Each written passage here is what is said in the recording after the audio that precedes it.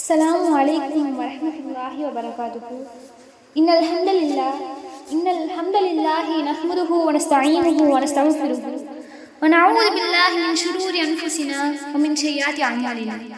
من يهده الله فلا مضل له ومن يضلل فلا هادي له. أشهد أن لا إله إلا الله وأشهد أن محمدا عبده ورسوله. أما بعد.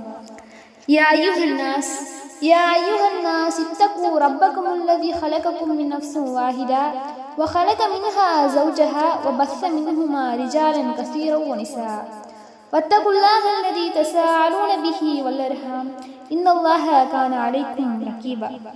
எல்லாம் வல்ல அல்லாஹ்வின் நல்லடியார்களே, நபிகள் நாயகம் ஸல்லல்லாஹு அலைஹி வஸல்லம் அவர்கள் மீதும் உத்தம சஹாபாக்கள் மீதும் சஹாபிய பெண்மணிகள் மீதும் முஸ்லிம்கள் மீதும் குறிப்பாக உங்கள் மீதும் என் மீதும் அல்லாஹ்வின் சாந்தியும் சமாதானமும் என்றென்றும் நின்று நிலவட்டுமாக. ரப்பி இன்னி லலம்து நஃப்ஸி ஃபக்ஃபிர்லி. என் இறைவா, எனக்கு நானே தீங்கிழைத்து விட்டேன், எனவே என்னை மன்னிப்பாயாக எனும் இறை வசனத்தை நினைவு கொண்டவளாய் என் உரையை ஆரம்பம் செய்கிறேன். இந்த மனித வாழ்வில் தவிர்க்க முடியாத நிகழ்ச்சிகளில் திருமணம் முக்கியம் ஒன்றா இருக்கு. இந்த திருமணத்தை இப்படிதான் செய்யணும் அப்படின்றதையும் ஒழுக்கங்களையும் இஸ்லாம் கற்று தந்திருக்கு. இஸ்லாம் கூறும் இந்த திருமண முறை மற்றவர்களின் திருமண முறையை விட எளிதானதாகவும் அமைஞ்சிருக்கு. இந்த ஒழுக்கங்களை பேணி நடத்தும் போதுதான் அது இஸ்லாமிய திருமணமாக அமையும். அந்த ஒழுக்கங்களை பார்க்கும். ஒரு மணப்பெண்ணையோ ஆணையோ தேர்வு செய்யும் போது அவர்களுடைய ஒழுக்கத்தையும் நல்ல குணத்தையும் தான் கவனிக்கணும். பொருளாதாரத்தையோ உடல் அழகையோ பார்க்க கூடாது என்று இஸ்லாம் சொல்லுது. நபிகள் நாயகம் ஸல்லல்லாஹு அலைஹி வஸல்லம் அவங்க சொல்றாங்க, 4 நோக்கங்களுக்காக ஒரு பெண் மனம் முடிக்கப்படுறாங்க. லிமாலிஹா அவர்களின் செல்வத்திற்காக, வலி ஹஸ்பிஹா அவர்களின் குடும்ப பாரம்பரியத்திற்காக, வஜமாலிஹா அவர்களின் அழகிற்காக, வலி தீனிஹா அவரது மார்க்க நல்லொழுக்கத்திற்காக. நீ நன்னடத்தை உடையவளை தேர்வு செய்து வெற்றி அடைந்து கொள் என்று நபிகள் நாயகம் ஸல்லல்லாஹு அலைஹி வஸல்லம் அவங்க சொல்றாங்க. திருமணத்திற்கு முன்பே ஒருவர் பார்த்துக் கொள்வதும் மிக அவசியமான ஒன்றா இருக்கு. முகீரா பின் சூஃபார் அலி அவங்க ஒரு பெண்ணை மனம் பேசுறாங்க. அவரிடம் நபிகள் நாயகம் ஸல்லல்லாஹு அலைஹி வஸல்லம் அவங்க அவர்களை பார்த்துக்கொள், ஏனெனில் அவ்வாறு பார்ப்பது உங்கள் இருவருக்கும் இடையே அன்பை ஏற்படுத்தக்கூடும் என்று நபிகள் நாயகம் ஸல்லல்லாஹு அலைஹி வஸல்லம் அவங்க சொல்றாங்க. நபிகள் நாயகம் ஸல்லல்லாஹு அலைஹி வஸல்லம் அவர்களின் இந்த வழிகாட்டுதலை முஸ்லிம்களிலும் சிலர் முற்றிலுமாக புறக்கணிக்கக்கூடியவங்களாக இருக்காங்க. திருமணத்துக்கு முன்னு ஒருவரையொருவர் பார்த்துக் கொள்வது பாவமான செயல்னு கூறக்கூடியவங்களாக இருக்காங்க. இன்னும் சிலர் பெண் பார்க்கும் நிகழ்ச்சி என்ற பெயர்ல மணமகளின் தாயும் சகோதரிகளும் தான் பெண்ணை பார்க்கக்கூடியவங்களாக வராங்க. வாழ போவது என்னமோ அவங்க, ஆனா பெண்ணை பார்க்க வர்றது என்னமோ அவங்க குடும்பம் அப்படிங்கிற நிலை ஏற்படுது. அதுபோல ஒரு பெண்ணின் சம்பந்தம் இல்லாமல் திருமணம் செய்து வைக்க இஸ்லாத்தில் அனுமதி இல்லை.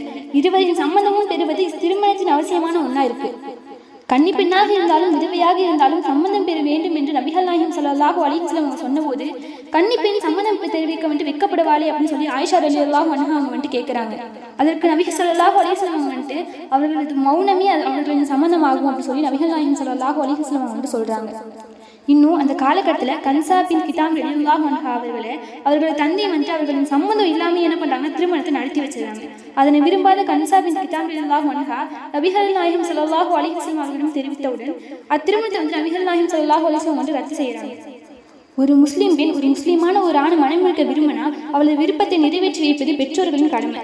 பணம் இல்லை, பதவி இல்லை, அந்தஸ்து இல்லை என்று காரணத்தையும் கூறி பெண்களின் விருப்பத்தை நிராகரிப்பது மறுமையில கடுமையான குற்றமும் ஆகும். அல்லாஹ் தன் திருமையில 2வது அத்தியாயத்தில் 232வது வசனத்துல சொல்றான், பெண்களை விவகாரத்தை செய்த பின் அவர்களது காலக்கெடுவை நிறைவு செய்துவிட்டால் அவர்கள் தமக்கு பிடித்த கணவர்களை விருப்பப்பட்டு நல்ல முறையில் மணந்து கொள்வதை தடுக்காதீர்கள். அவர்களில் அல்லாஹையும் இறுதி நாளையும் நம்புவோருக்கு இவ்வாறு அறிவுரை கூறப்படுகிறது. இதுவே உங்களுக்கு தூய்மையானதும் பரிசுத்தமானதும் ஆகும். அல்லாஹ்வே அறிகிறான், நீங்கள் அறிய மாட்டீர்கள் அப்படின்னு அல்லாஹ் தன் திருமையில சொல்றான்.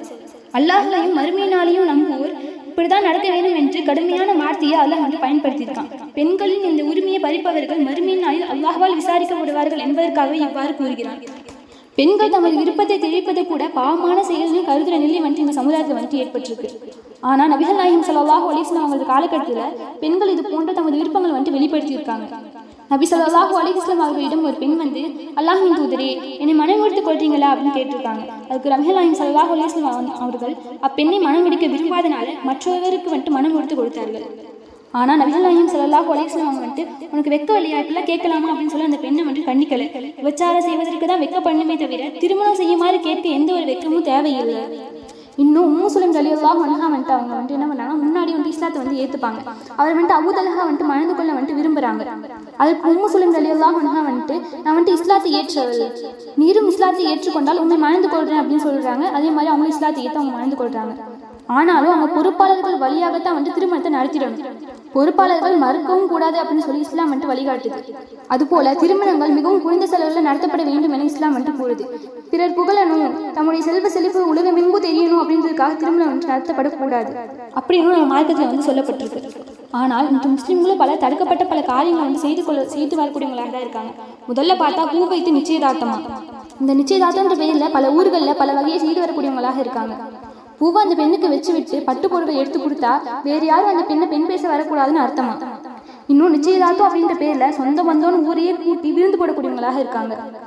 இந்த நிச்சயதார்த்தம் அப்படின்ற பேர்ல நடத்துற செலவுல 50 திருமணங்களை நடத்திடலாம் போல அவ்வளோ செலவு செய்யக்கூடியவங்களாக இருக்காங்க. இது ஆடம்பரம் மட்டுமல்ல, வீண் விரியமும் மார்க்கம் காட்டி தராத விதத்தும் ஆகும். இப்படி நிச்சயம் செய்யணும் அப்படின்னு எந்த ஹதீஸ்லையும் இல்லை. இப்படி இருக்கையில் இது போன்ற விதத் எப்படி முஸ்லீம்களில் நுழைஞ்சதுன்னு பார்த்தா இதெல்லாம் பிற மத கலாச்சாரங்கள் என்பதை வந்துட்டு அறியலாம். நிச்சய தீர்த்தம் என்ற பெயரில் பிற மதத்தில் தேதியை வந்துட்டு குறிச்சு வைப்பாங்க. அதுதான் வந்துட்டு நிச்சய தீர்த்தம் அப்படின்றத மாற்றி நிச்சயதார்த்தம் அப்படின்னு சொல்லி வச்சு கொண்டாடக்கூடியவங்களாக இருக்காங்க. ஆனால் நபிகள் நாயகம் ஸல்லல்லாஹு அலைஹி வஸல்லம் அவங்க சொல்கிறாங்க, யார் பிற மத கலாச்சாரத்தை பின்பற்றுகிறாரோ அவர் என்னை சார்ந்தவர் அல்ல அப்படின்னு சொல்லி ரசூலுல்லாஹ் வந்துட்டு சொல்கிறாங்க. இன்னும் அல்லாஹ் தன் திருமையில் 6வது அத்தியாயத்தில் 141வது வசனத்தில் சொல்லும்போது வீண்விரியம் செய்யாதீர்கள், வீண்விரியம் செய்வோரே அல்லாஹ் நேசிக்க மாட்டான்னு சொல்லி அல்லாஹ் தஆலா தன் திருமையில சொல்கிறான். இன்னும் திருமணங்கள் வந்துட்டு குறைந்த செலவு தான் நடத்தப்பட வேண்டும் என நபி ஸல்லல்லாஹு அலைஹி வஸல்லம் வந்துட்டு வலியுறுத்தியிருக்காங்க. நபிகள் நாயகம் ஸல்லல்லாஹு அலைஹி வஸல்லம் அவங்க சொல்கிறாங்க, இன்ன அலவன் நிகாஹி பரக்கத்தன் ஐஸருஹு மஊனத்தன். குறைந்த செலவில் நடத்தப்படும் திருமணமே அதிக பரக்கத்து நிறைந்ததாகும் என்பதை நினைவு கூர்ந்தவளாய் எனது உரையை நிறைவு செய்தேன். வாஹித் ரஹ்மான் அல்ஹம்துலில்லாஹி ரப்பில் ஆலமீன். அஸ்ஸலாமு அலைக்கும் வரஹ்மத்துல்லாஹி வபரகாத்துஹு.